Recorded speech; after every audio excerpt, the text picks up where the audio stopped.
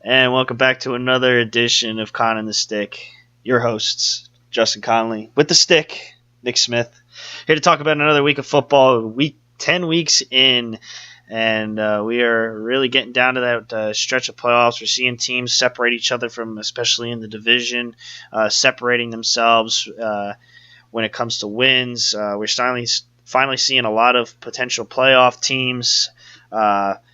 And we're going to go into what we saw, what we liked from certain teams, what we didn't like. I'm sure you're going to have a lot of venting about the Jets this week. I don't even want to talk about it, but we'll get there. Yeah. We're going to go into a middle we're going to continue having a different topic every week in the middle segment. We're going to talk about LeSean Bell, who will not report to Steelers camp. He's going to miss out on $14.5 million. Huge, because that was his salary for this year on the franchise tag. And so, and then we'll go into our predictions for Week 11. So without further ado, let's jump right into it. So let's start with Thursday night, and I think the Steelers are really they're back. I mean, they finally hit the stride. You know, they've had a couple of close games in the last couple, but man, they really gave it to the Panthers on Thursday. Oh yeah, it was a great game by Big Ben. I think he had 5 touchdowns or so that game. Juju Smith-Schuster, some big plays. Antonio Brown has been consistent for the most part of the season. And James Conner, man, who's Le'Veon Bell right now, man? He's been showing up each and every week, and that Steelers offense came to play. And I was actually pretty disappointed from the Panthers team. I expected more of a better showing from them. Christian McCaffrey actually had a very good game for the Panthers, but just as a whole, the offensive line wasn't really there. I felt like Cam Newton was under pressure all game, making errant throws to pick 6 early on, but great performance by the Steelers. It was a win they needed to really separate themselves from the Ravens and Bengals, and good job by them. Also, especially the way the rest of the week played out, Bengals getting blown out big, so huge win. Absolutely. I mean, this is the Steelers team, really. I mean, you talk about any game that exemplifies the fact that of what we thought the Steelers were going to be at the beginning of the season. I think this was it. The offense being as fundamentally sound as it was.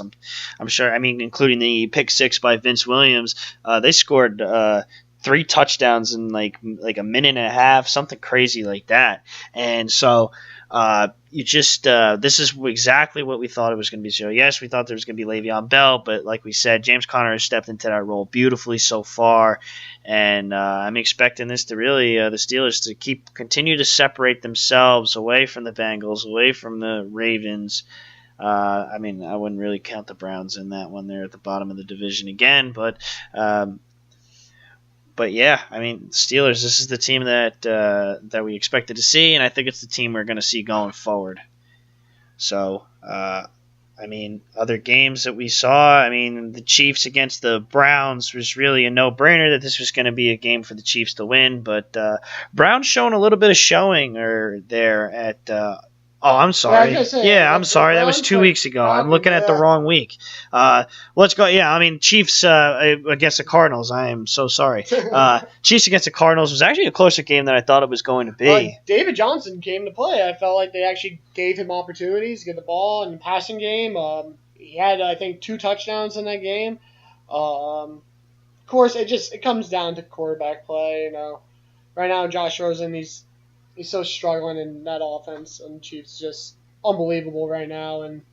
But you know what? It was a much closer game than I expected. I expected this to be much more of a blowout, but it's still the better team pulls it out in the end.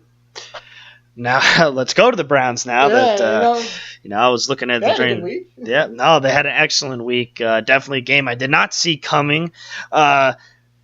Win over the Falcons is huge. I mean, yeah, the defense has been beat up all season. I know that we've expected the Falcons to not come into this game 4-5 and now sit at 4-6. But I mean, that's a team that they're in trouble now. I mean, I don't know if they're going to be able to make a playoff push. But man, what a week for the Browns, especially the fact that you've struggled so much on offense, and now we see exactly why. And sometimes you wonder why they get rid of some playmakers. I'm a big Carlos Hyde guy. I think he's really good. I think he's a starter in this league. But man, Nick Chubb had a monster game against the Falcons. Oh, did have a monster game. He had like a 93, 92-yard touchdown run. Just exploded and just blew by everyone. No one was even close to him. Baker Mayfield woke up feeling dangerous, as he said in his post-game interview, and you know what? He threw 3 more touchdowns, and just a great all-around win by this Cleveland team. But just going over to the Falcons side, I feel like they got to the red zone like 3 or 4 times and didn't even come up with points. They got shut down at the 1-yard line. I know Tevin Coleman got stopped a few times, and at the end of the game, they got stopped in the red zone. The Falcons just always have trouble scoring in the red zone, it seems like, and that's what's come back to really. They're shooting themselves in the foot by not getting those touchdowns there, and that's the difference in this game. The Falcons just can't find a way to finish off drives, and Cleveland, you know what? They played good enough to win, and you know what? They got 3 wins on the season now, so major improvement from last year. Absolutely.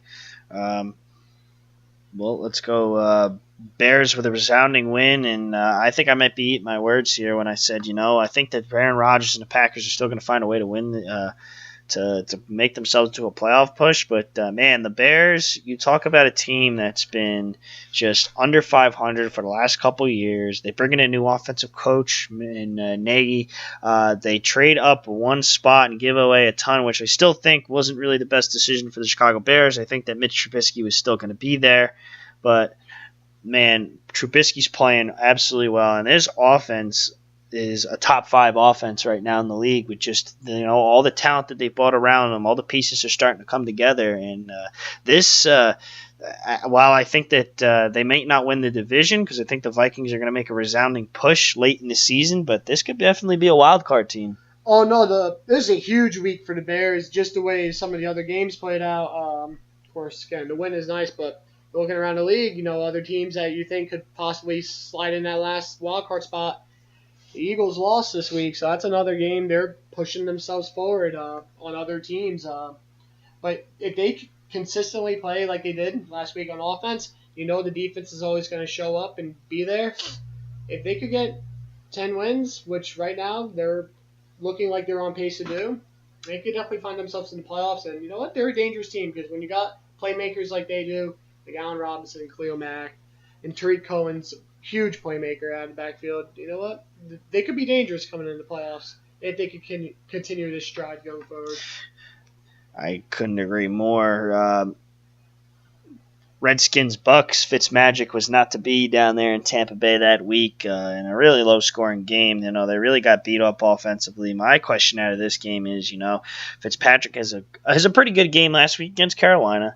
Then he comes back and has a not-so-good game against the Redskins. You think he puts one more, and then it's time to put Jameis Winston back in? I don't know. I just find it. How many times are you going to flip-flop quarterbacks in the season?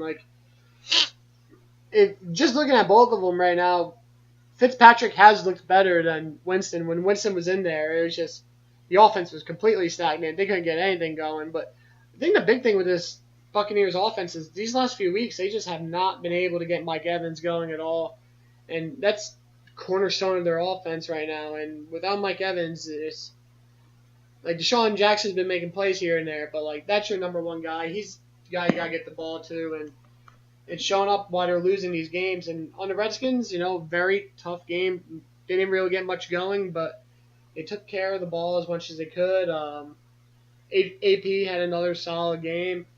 And they made plays at the end when they needed to. They stripped the ball from Fitzpatrick, fumble at the end of the game. Redskins recover, and that basically seals it up. And you know what? The Redskins, like I said, pushing themselves forward in that division and giving themselves a little bit of a lead. I mean, this is completely the opposite of what we thought was going to happen at the beginning of the season. They didn't think the Redskins were even going to win 5 games, and now they sit there at 6-3 heading into this week.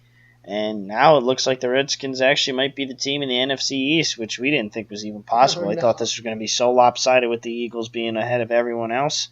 But it just goes to show you it's just different teams. You figure out what the other people do differently, and that's what happens, we won't go too much into detail. I mean, you get rid of Nathan Peterman, you put in a different quarterback, and that's the result. Yeah, and you drop 38 points against a team when Matt Barkley hasn't played a game in probably 2 years or so. But it's just, I watched the first quarter of this game, and I couldn't deal with the pain anymore.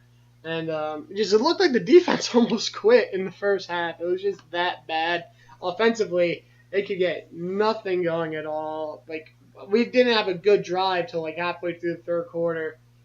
Yeah, the Jets got a lot of things to figure out. I've been seeing a lot online that they're not going to fire Bowles, but he'll be gone after the season just because they don't want to change coaches in the middle of the season. But Yeah. I find it tough for them keeping him after what's happened these last few weeks. And if they really want to move forward with Darnold and try to enhance the team, I just think Bowles is going to be the odd man. You got to find an offensive mastermind for a team like that to try and figure out exactly what you want to do. Because I think the thing is that the Jets are solid on defense. I don't think they need any more defensive help. I think you need to bring in an offensive guy to really spark this offense, because this is an offense that hasn't looked good in a long time. So, I completely agree with the fact that, Bowles has got to go. Colts with a huge win, 3-point win over the Jaguars after a late fumble that got overturned. They ruled them down. It got overturned. A huge defeat for the Jaguars. I mean, you just, as a team that we thought was another lopsided division that we thought, but, when you can't get things going offensively, you get Leonard Fournette back. He comes in, and, he plays really well. I think he had 2 touchdowns. I think he ran in for one. I think the Jags offense overall they definitely played much better than they had. They dropped 20-some points, I think, but I'm actually surprised in the defense, against a Colts offense, it doesn't really have all that much. Yeah, they got Andrew Luck, but they got some guys on that defense that should really be making a lot of plays, and they're giving up 20-plus points. It's crazy to think that, it's just you have teams that we think are going to do well. I mean, we thought the 2 shoe-in defenses this year, and we're going to be off reckless abandon, whereas the Jaguars and the Rams and both defenses have underperformed tremendously this season. I mean, it's never okay to have 45 points put up on your defense, but that's exactly what happened with the Saints. Saints put 45 points up against you, who obviously has the best defensive tackle duo in the league, hands down, in Aaron Donald and Ndamukong Suh. So I think that it's just it's really surprising to see the Jaguars defense struggle as much as it is, and they don't have an easy test this week as they got to play the Steelers this week, and it's just I think the struggles are going to continue. We said that Saints 51 points. I mean, there's not much you can say there for the Bengals. I mean, this is the most explosive offense in the league right now. Drew Brees is playing at his highest level. Michael Thomas is just uncoverable. I saw some that balls that Drew Brees has thrown to Michael Thomas this year, they have like an 89% completion percentage. Wow. Which is unreal. That's like 10 yards every single time you're throwing the ball to that guy. So, they're just on another level right now offensively. And let's talk about a game that I deemed my upset of the week. And I was going to text you right after that game happened, and I didn't. My upset of the week last week was the Titans over the Patriots. What happened? 34-10, the Tennessee Titans, because they said, you know what, it's just a team, like, this team is really talented, and they have a lot on both offense and defense. It's just a matter of getting that team going, and they show up some weeks, and they don't show up other weeks. And, like, I was telling somebody the other day, the 2 most inconsistent teams in the NFL are the Tennessee Titans and the Dallas Cowboys.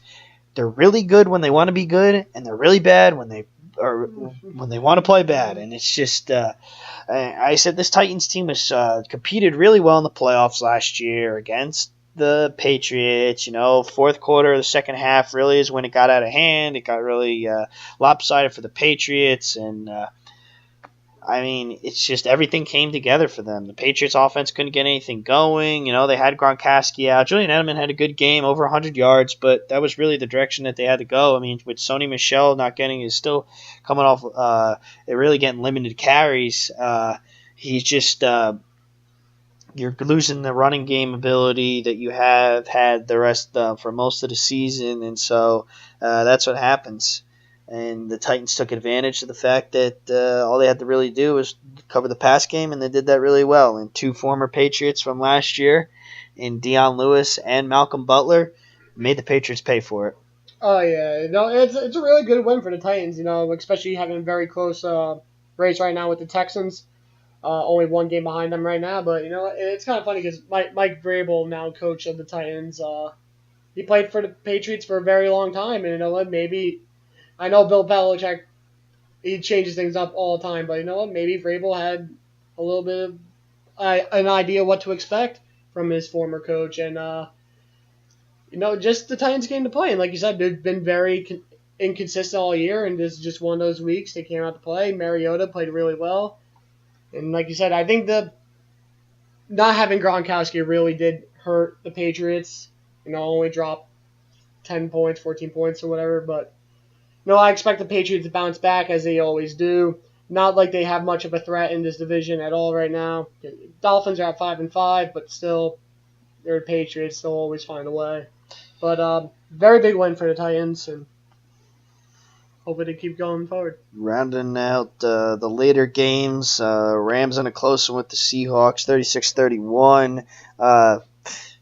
Todd Gurley with another monster performance. You're not going to get a lack of production from him ever, except in the bye week. Yeah, sure. Next week. Chargers with the win over the Raiders. The Raiders are a dumpster fire. You can't get anything going on offense. That's awful. They just it looks really bad. And then the Packers with a resounding win against the Dolphins. The Dolphins offense that just looks so bad. That was out 3 starting offensive linemen. That was Brock Osweiler looked like every time he dropped back, he was looking to get sacked. There was one time where the guy barely came and hit him, and he was already diving for the ball. One of the things that ticked me off is I can't even imagine how bad Travis Swanson was as a center, because Brock Osweiler is 6'9", and what was the one thing I told you shouldn't happen to the Dolphins because of that is the snap going over his head. Snap went over his head on the first drive after they were driving down the field, and then it just didn't look as good ever since then. But hats off to Jason Sanders. I didn't think it was going to get any better at kicking after Cody Parkey was with us last year and barely missed a single field goal, but Jason Sanders has only missed one, and he kicked all 12 points. So hats off. We got a kicker that actually kicked the ball. Talk about the Eagles, man. The Cowboys coming on the road in a game that I thought you really needed to win, and you lost. Yeah, it's honestly probably my biggest shock of the week. The Titans is a very big win, but the Titans, I feel like a little bit better team than Cowboys because honestly, especially the Eagles were home. I expected the Eagles to win this one fairly easily, but they just couldn't get anything going offensively. Didn't really do all too much at 20 points, and Ezekiel Elliott just really came to play. 150 rushing yards, touchdown. Dak Prescott even played well. He had close to almost 300 yards. It's a good win by the Cowboys. You know what? And they currently have the same record as the Philadelphia Eagles, defending Super Bowl champs.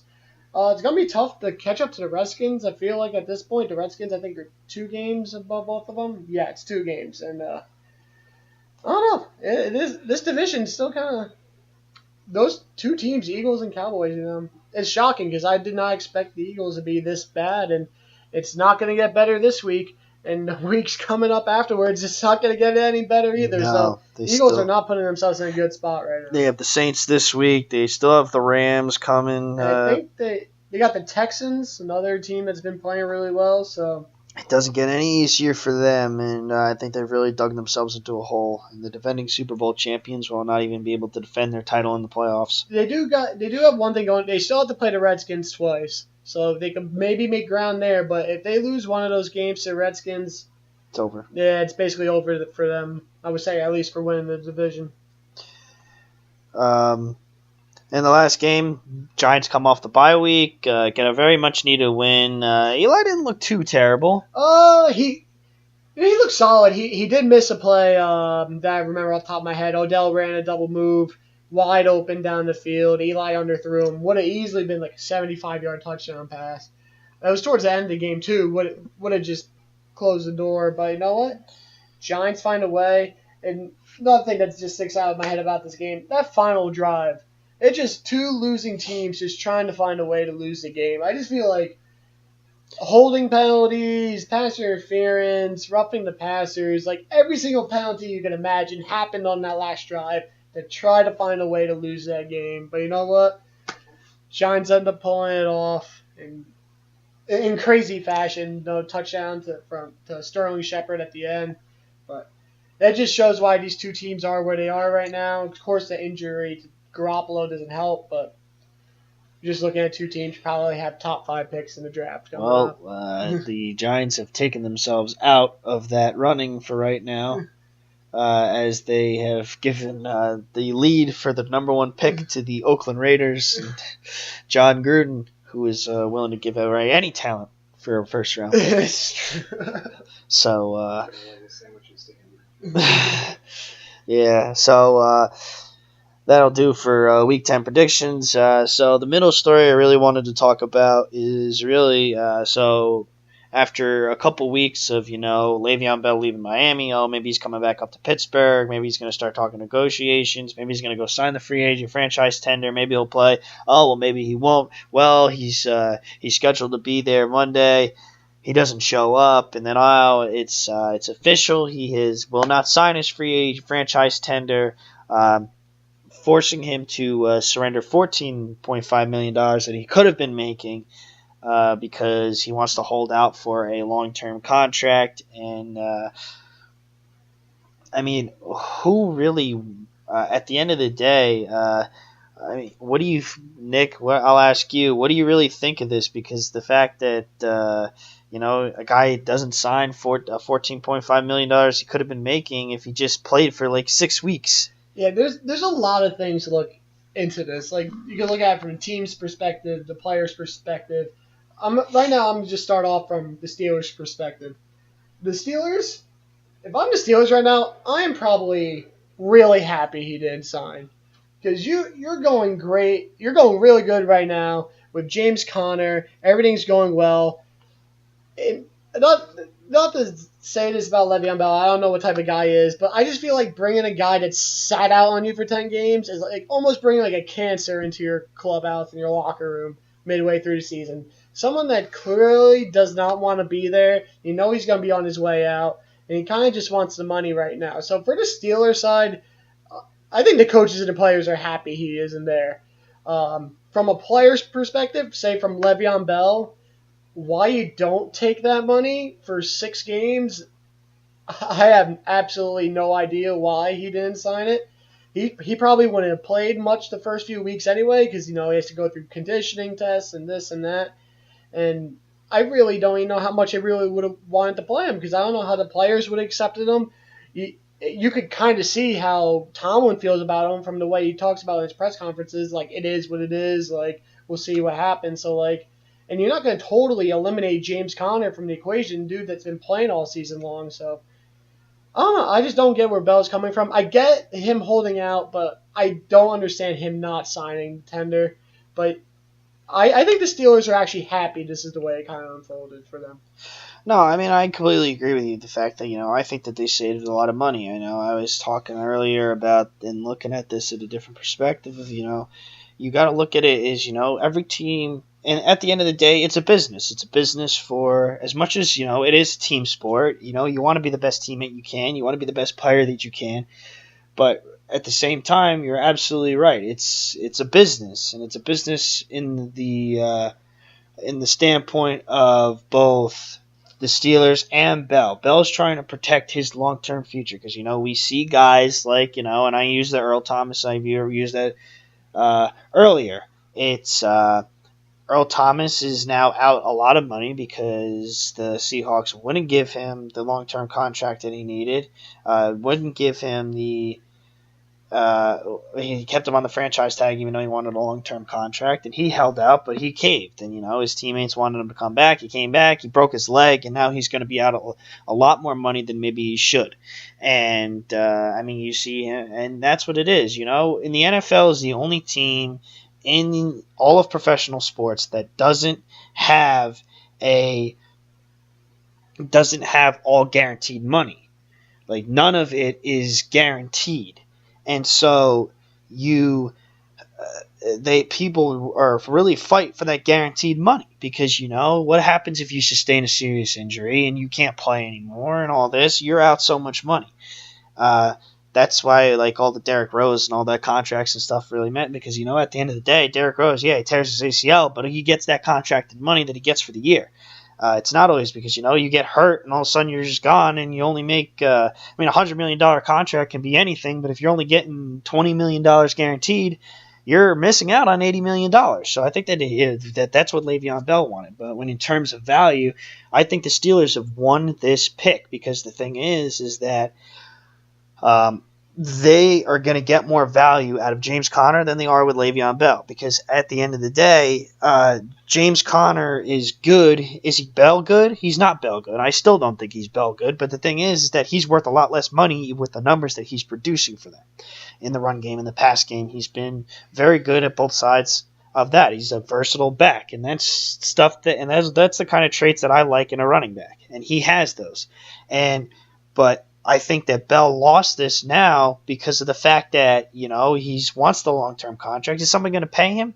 Yeah, but the thing is that he's going to expect Todd Gurley money.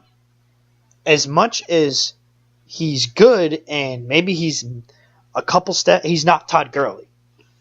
Todd Gurley, or even from coming back from his torn ACL in college, he had that sophomore slump, but he came back. But the thing is that he's been healthy. Le'Veon Bell has not played an entire season of NFL football. He's not played a full season, whether it's suspensions or injuries. He's not played an entire full season. So you're going to pay this guy Todd Gurley money when the consensus is that he hasn't played an entire year, and they don't like the fact that that guys like him have just.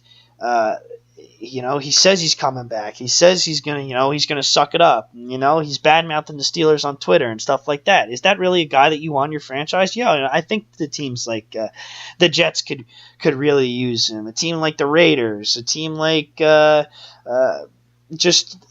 can't think of it really a lot, but there's a couple teams that could really use a guy like that at running back, but are maybe not going to pay him as much as maybe he wants. And that's the thing, is that because of the whole drama, and one of the things that Stephen A. was worried about is the resounding thing with the league of the fact that he might not get the money because you think the league is going to conspire against Le'Veon Bell.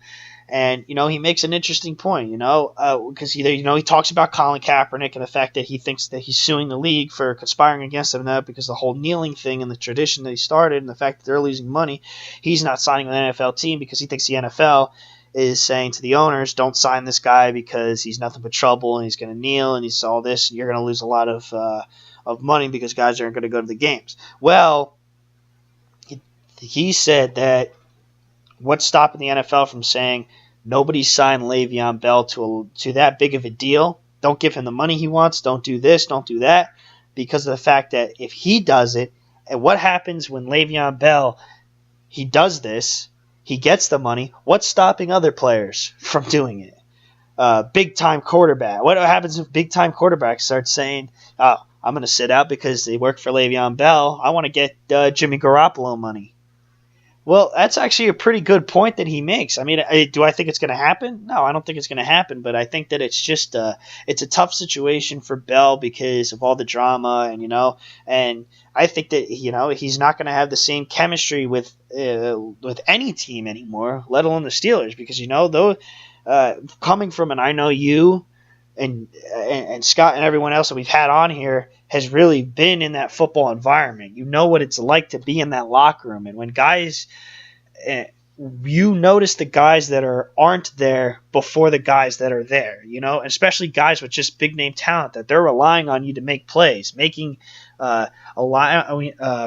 on you to be the guy to lead us through. For you to not show up, I don't know if he's ever going to be trusted by teammates in the NFL ever again because of the fact that he's pulled this. I understand it's an investment, and at the end of the day, it's a business. He's looking out for himself and the guaranteed money, but I just think that I think the winner in this situation is the Steelers, and Bell just is going to get the short end at the end of it. Yeah, just the one thing to add with other players holding out due to this Bell situation, if he does get his money, I think a lot of it had to do with the Steelers. They knew what they had in James Conner. I think they felt like they didn't need Bell as much as Bell thought they needed him. So I feel like with quarterbacks, Quarterback's a whole different story. You need your top guy because if you don't, you have no chance of winning. Running back, I feel like a lot of teams, they feel that's a position that's very replaceable. Like, you don't want your backup in there, but you know what? When you have another second good guy, like, you know what they thought they had in Connor? He was awesome in college. Of course, he had the health issue, but now in NFL, he's showing why he was that good again. And you know what? I think it's a lot of a need thing, but I think it also depends on the position because a quarterback, those guys are going to get paid one way or another. I don't think teams are going to be skimpy with that, but with running backs, when they decline at age 30, a lot of teams are afraid to give them that really big deal, and I think that has a lot to do with it. And with Le'Veon Bell, I don't think he is going to end up getting that big deal because the dude some people are like, yeah, he's fresher a year, but yeah, he's also rustier a year. Like, he hasn't played an actual game now in over a year. He's going to be working out and such, but again, like you said, it's a trust thing. Our players going to be able to trust him, and he just sat out an entire season. I don't know. There's a lot that's going to go into it, and like you said, he's been suspended. If he gets suspended again, I think it's a full year suspension next time. That's another thing that teams are going to be looking into. Do they really want to take that risk? Bell brings a decent amount of baggage that teams are going to have to look into, and that's what I think what's not going to get him that girly money, like you said. He's going to get a good deal. He definitely deserves one, but he's not going to get the money he's looking for. And I think I think he's losing out on a lot right now. Absolutely. I could agree with you more, but I guess we're just going to have to see how this unfolds in the end. So, Week 11, let's go down to our Week 11 predictions after that rant on Le'Veon Bell. But we're starting on Thursday night with a very good game, Packers-Seahawks. Who do you got? I got the Packers. Seahawks have actually looked really well last couple of weeks. They've actually surprised me this season. I did not expect them to be this good, but Aaron Rodgers is looking towards the playoffs.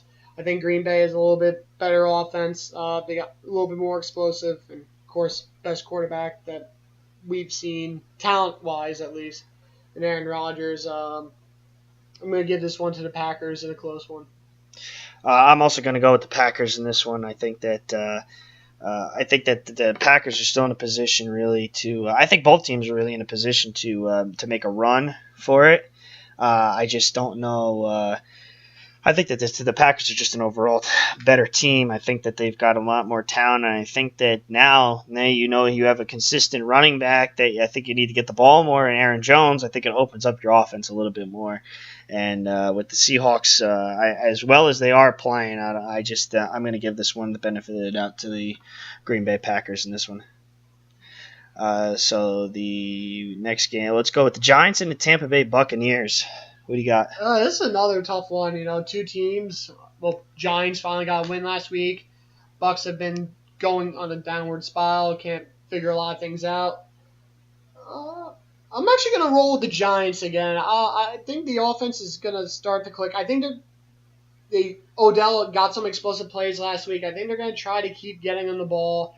I think Barkley's going to have a better week than he did last week.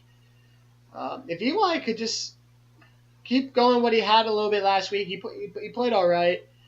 I don't know. I think this Giants team is better than what they've been performing. Of course, the offensive line is a mess, but I don't know. From the Bucs right now, I just don't see much. They're not really getting the ball to Mike Evans, which kind of concerns me. He is hobbled. He is hurt a little bit, but I just have more faith right now in the Giants, which is actually crazy to say, but I'll give this one to the Giants over the Bucs. I'm gonna give as much as I think this is really a closer game than we think. We're just the Buccaneers has had some bright spots beginning of the season. Obviously, they win 2 huge games at the beginning of the season that we didn't think was going to happen, and then but then they've kind of fell off. The defense hasn't been holding up. The offense hasn't been clicking the way that it has, but the same could go for the Giants. They just haven't really been able to get it going and get it and really realize its full potential, with guys like Saquon Barkley and Odell and Sterling Shepard. But it is a home game for the Giants, and I think that they're going to ride off the momentum of the San Francisco 49ers win, go at home. Odell's going to be fired up, and against a secondary that's really not that good for Tampa Bay, I'm going to give this one to the Giants as well. Titans and the Colts. We got another tough one. The Titans just came off another really good a good week last week against Patriots. A surprising win, but the Colts have also been playing much better than I expected. Andrew Luck's been phenomenal. He's keeping his team in it each and every week. Yeah, it's true. That tight end group right now on the Colts have just been unbelievable. Absolutely. I think they have the best tight end stats for as a collective unit for almost any team. It's tough though because Tennessee's just been playing really well. I think they're an overall better team right now, especially on the defensive side. I'm gonna give this one to Marcus Mariota and the Titans. I think it'll be a close one just because Luck's been finding a way to will his team to close games. I talk about the inconsistency of the Tennessee Titans, and that wills me to take the Indianapolis Colts this week. I know I took them last week against the Patriots, but I talk about the inconsistency with the Titans, and really I'm going to continue to follow through with that inconsistency. They play 2 great games in a row. They win a Monday night game against the Cowboys. They absolutely stomp a mud hole, really. 24 points, I think, is a blowout, in my opinion, against the New England Patriots. But it's about driving that consistency over multiple games, and that's something the Titans haven't been able to do, really, I would say since Steve McNair. Really, I mean, and it's nothing against Marcus Mariota. I think the defense is one of the best. They're giving up the least amount of points a week, but Andrew Luck has got that offense clicking, and I think that they're going to get back into it get right back into it. They're playing a much worse defense, in my opinion, than not much worse. Statistically this year, the Titans have a better defense than the Jaguars. It's just they're home. The offense has been clicking, and I don't trust the Titans' consistency, so I'm actually going to take the Colts in this one. Will that be my upset of the week? It just might be. No, we'll save it for a later one. So the next game, Steelers Jaguars, the revenge game for the Pittsburgh Steelers to right 2 wrongs that they've had last year. Who do you got? Oh, I got the Steelers. The Jaguars they look like a mess right now. Well, getting Fournette back certainly helped the offense. They certainly played well, but this defense they got beat up pretty good by just an Andrew Luck offense last week, and now they're going to be going against Bell, Connor, Juju. Big Ben's been playing well, just threw 5 touchdowns last week. I don't know, I find it tough for this Jaguars team to put up enough offense to compete with the Steelers offense, so I'm going to go with the Steelers in this one. I really want to take the Jaguars in this one. I really do, because if you think this thoroughly, you realize that Blake Bortles plays really well against really good teams, and it just doesn't make any sense to me because he plays really bad against bad teams and average teams, and this is not an average team. Even with how they've struggled early on this season, this is not an average team. I really want to take the Jaguars in this one, but I would say that's off the back of the fact that they have a stellar defense, and I think that's really what the Jaguars have been missing is the fact that the last year they were able to capitalize on the fact that their defense was putting their offense in such a good position to win every single week. And this year they don't have that. They're not starting drives near midfield or over midfield like they were last year. The defense really isn't creating that many turnovers. They're not forcing a lot of punts. They're letting up points, and that's something that I don't trust the Jaguars to really win this game because of the fact that they've been the defense hasn't really been lived up to that expectation. And so I want to take the Jaguars because, I think that they're going to come out fired up. Let's keep this, let's make these 2 games into 3. But I'm going to give this one to the Steelers, who are just riding too much momentum to be stopped right now. Lions and the Panthers. This one could be a little bit more interesting than we think. What do you got? Yeah, so the Panthers got beat up last week, but on the Lions side, just they've had a rough season. They just traded away Golden Tate, as we discussed last week, which I think it's tough on offense when you lose one of your top options. I think the Panthers will bounce back, though. The Panthers are a really good team, definitely a playoff team in my eyes. Cam Newton, hopefully he's better protected than he was last week. Christian McCaffrey could keep going what he's done these last few weeks. He's been playing really well.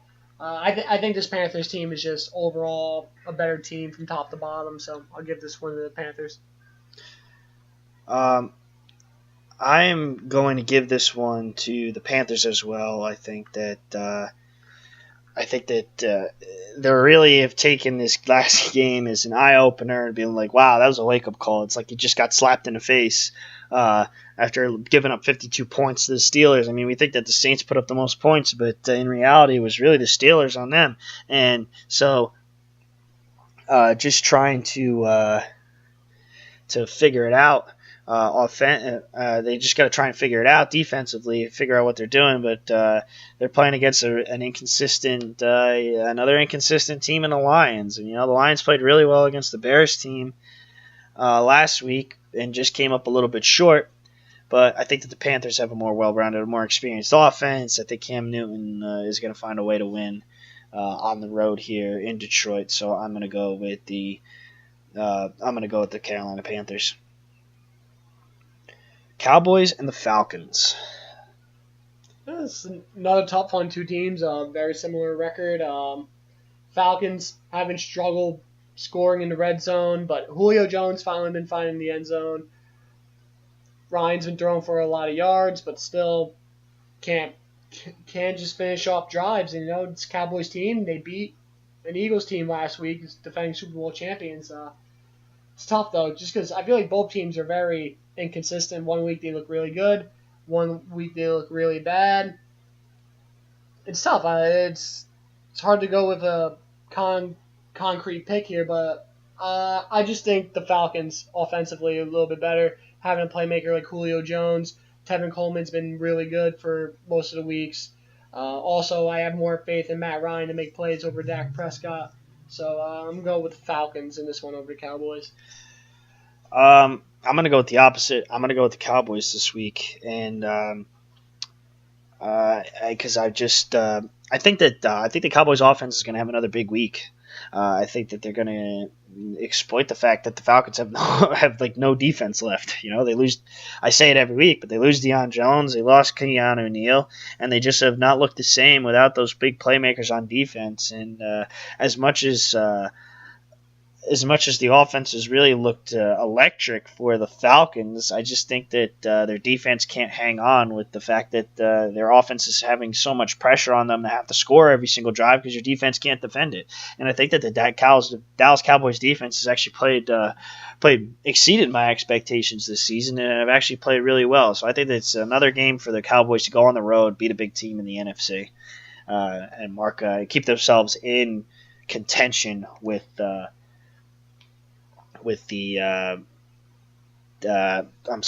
Falcons.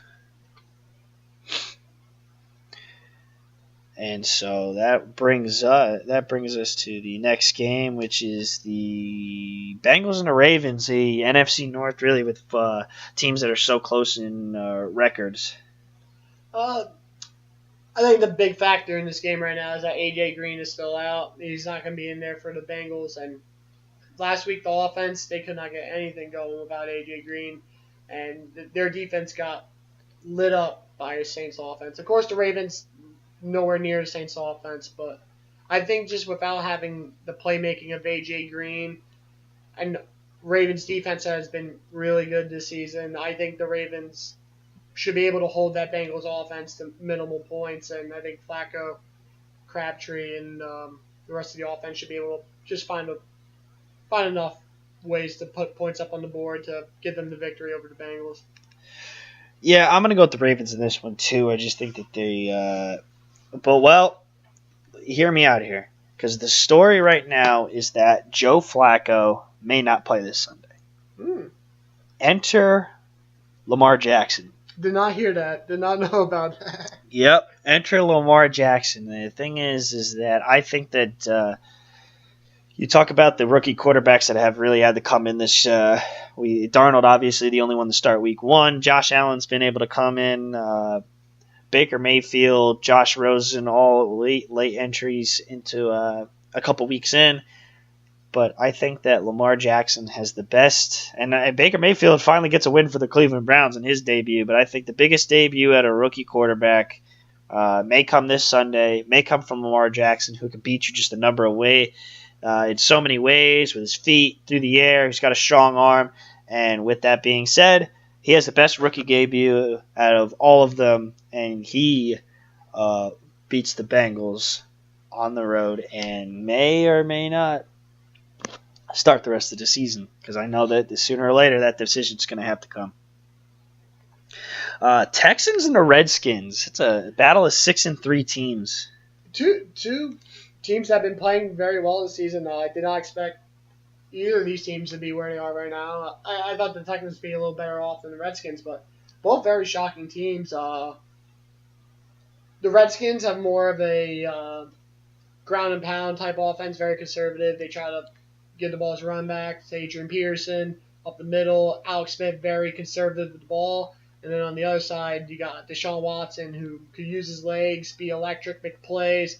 Got guys like DeAndre Hopkins and now Demaryius Thomas. They got a lot of options and playmakers on that offensive side.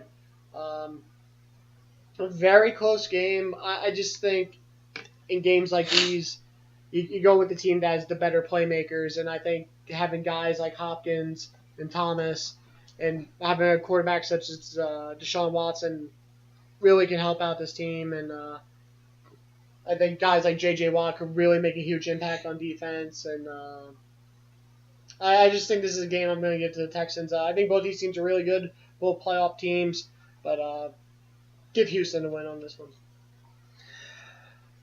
I mean, it's tough for me to really think about the Texans winning 7 straight games. It just seems unrealistic to me. I mean, not because that they're not playing well. I think they are. It's just, at some point they're going to hit a wall.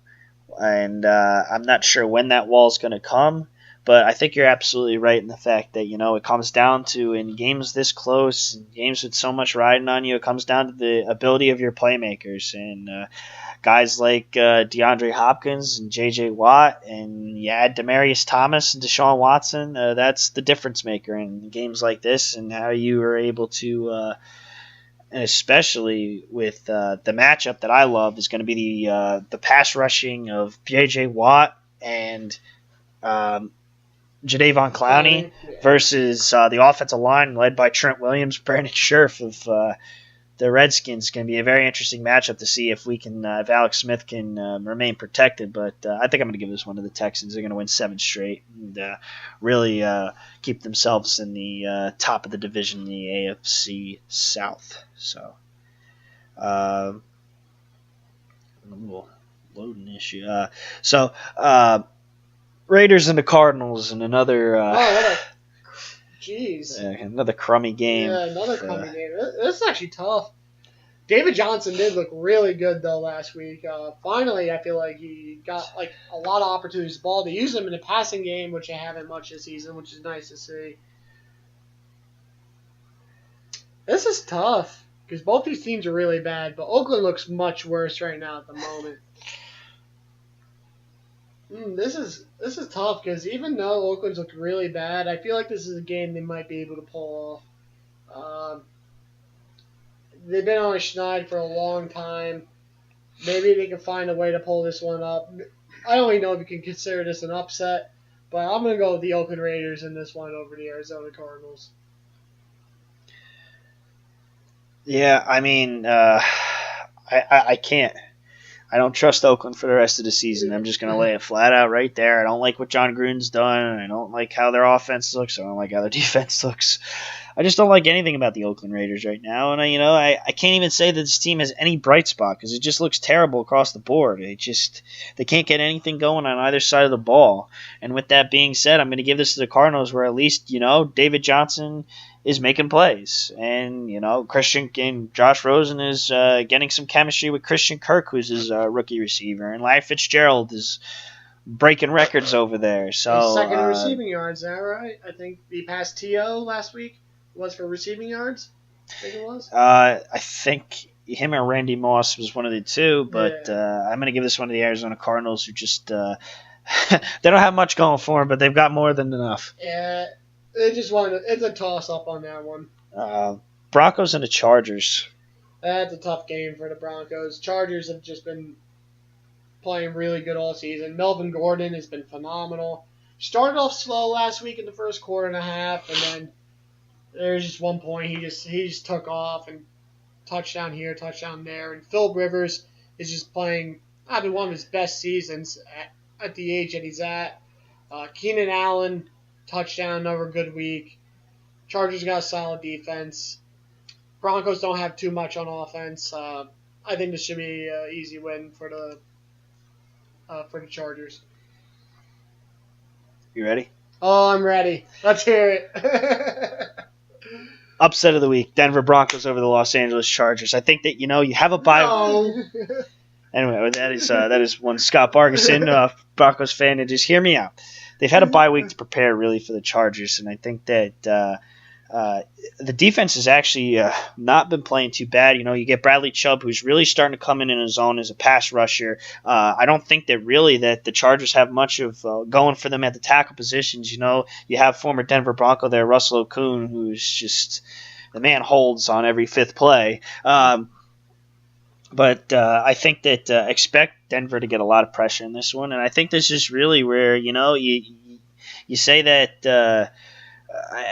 The secondary for the Chargers has been phenomenal right now, but so is the play of rookie running back Philip Lindsay. He's stepped into a role where we thought, where are they going to go with this? They're going to go with Devontae Booker, or they're going to put Royce Freeman in there. And all of a sudden, week one, Philip Lindsay comes out of nowhere, and he's just been playing really good football. And he's a guy out of the backfield. He's a 3-down running back.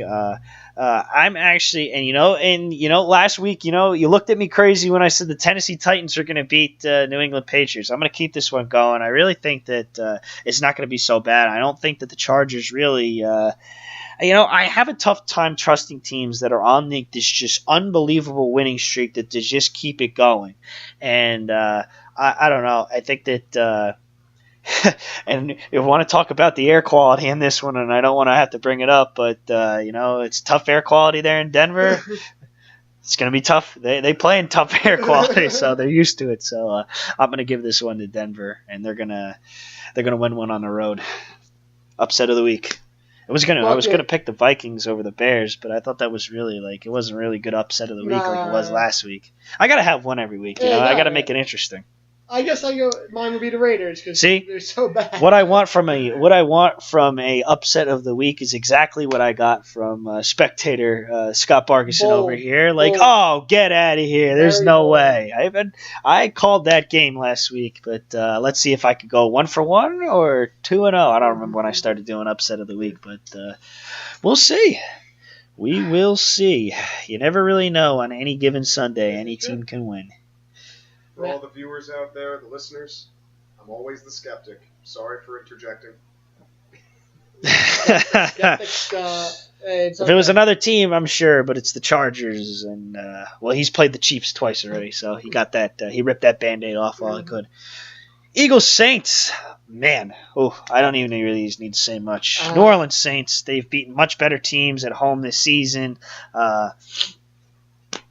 Eagles defense just doesn't look like what it is, and it's just the Saints. The Saints just look unstoppable at this point. I wouldn't be surprised if they go 15-1. I don't think they will. I think that they're going to get knocked off at some point by maybe the Carolina Panthers or the Atlanta Falcons at some point, but it's not the Eagles right now. Yeah, the Eagles just look really. Zach Ertz is playing well, but offensively, besides that, not much going on there. And just a combination of Breeze, who's having an MVP season, Michael Thomas, and Alvin Kamara. It's tough to pick against this Saints team. They just beat the Rams a few weeks ago. They dismantled the Bengals last week. And I think they're going to just beat up on the Eagles again. So another win for the Saints. Another one for the Saints. Vikings, Bears. Bears have been really they've been taking advantage of I don't know. I like the way that I think that the Bears team looks. I think that they've been playing excellently sound football. I think that they're really hitting a stride.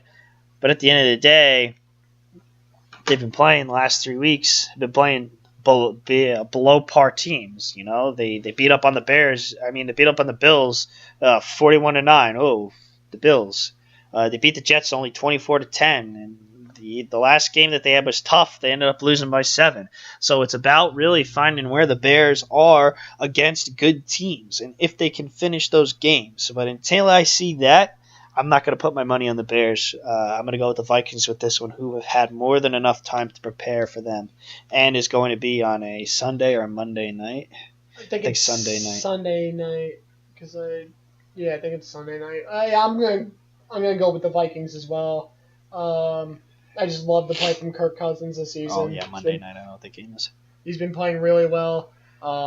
Just a two-headed monster wide receiver. Like you said, the Bears have been beating up on the lower-end teams, which they should. That's what all good teams do. You have to make sure you win those games to put yourself in the best position to get a playoff spot. But the Vikings are a really tough team. Made the playoffs last year. I think they got only better this year. They started off a little bit rough. I think this bye week's really going to help them out. And I think this is a big win for the Vikings, and they're going to get on a roll going towards the end of the season to win this division.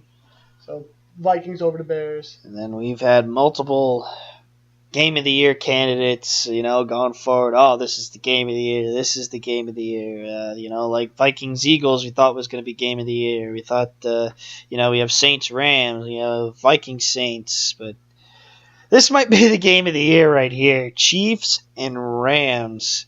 Two of the best offenses. We may go for close to 80 points in this game total up the way these defenses and offense have been looking the last few weeks. It's crazy because it's just like this is just a monumental game for both teams and all the momentum. The Chiefs have only lost one game. The Rams have only lost one game. This game was supposed to be played down in Mexico. Got moved. I don't know why you would ever want to have games in Mexico City to begin with, but I guess they're just trying to diversify a fan base, which I get at the end of the day.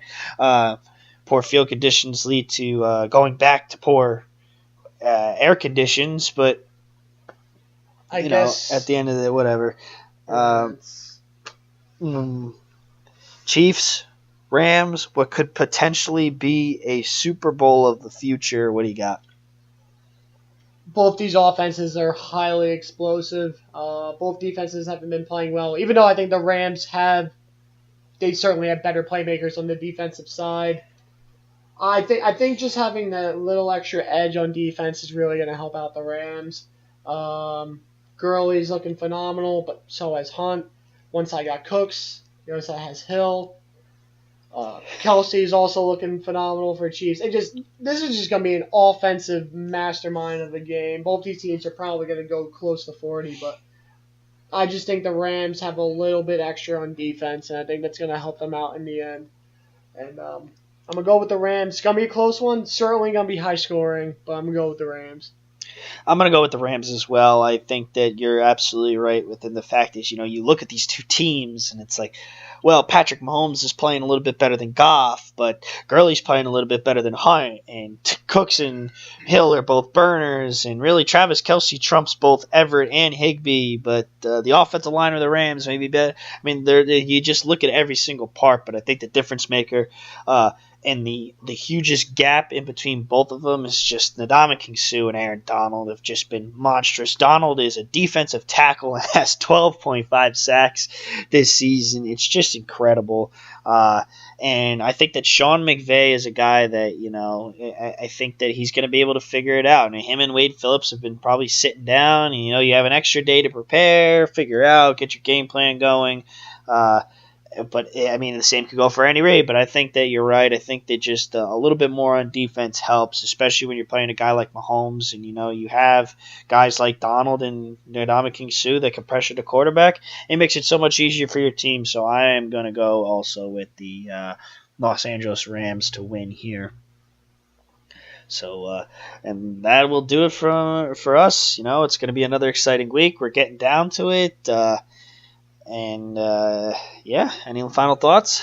Oh, no, it's going to be another really good week. We got some good games on hand. And like we said, this Monday night game is going to be one for the ages. I'm really curious to see what happens with the Eagles, because if the Eagles lose this game, they're going to be 2 games under 500, and it's going to be really tough to bounce back, especially if the Redskins win this week. So there's a lot. We're getting into the point of the season where there's a lot on the line every single week for teams. It's, you know what? It's almost like you almost got to win out, especially in the NFC where there's so many good teams neck and neck in all these divisions. So we're getting down towards the end. These teams are going to be playing their hearts out to try to make the playoffs. So very interested to see what happens. Absolutely. So that's going to do it from us. We're going to get this onto YouTube as soon as we can, and by the end of the week, we might actually also WWE Survivor Series is coming up. Another big pay-per-view. I know we did SummerSlam predictions. This is another big pay-per-view. We're going to consider doing a predictions for that as well. To add a little bit more different content in, and then we're going to also. This is going to continue just the predictions, and NFL football is going to continue on through week 17 and go on to probably through the playoffs, but just keep tuned with us. That'll do it from us, from Nick Smith, the Stick, myself, the Conn, Justin Connolly, signing off. We will see you next time.